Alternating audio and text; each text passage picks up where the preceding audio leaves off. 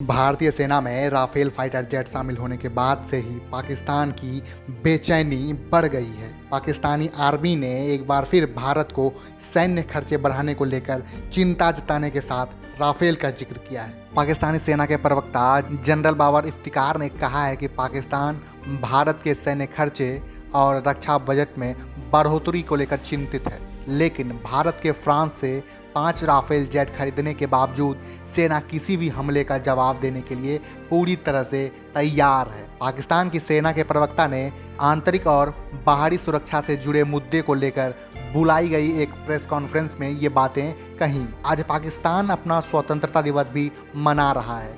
भारत की राफेल खरीदने से पैदा हुए खतरे के सवाल पर सेना प्रवक्ता ने कहा कि भारत का सैन्य खर्च दुनिया में सबसे ज़्यादा है और वो हथियारों की ओर में शामिल है। इफ्तिकार ने कहा कि जिस तरह से राफेल को फ्रांस से भारत पहुंचाने के रास्ते में कवर किया गया, उससे उनकी असुरक्षा के स्तर का पता चलता है। वैसे वे चाहे 5 राफेल खरीदें या 500, हमें कोई फर्क नहीं पड़ता।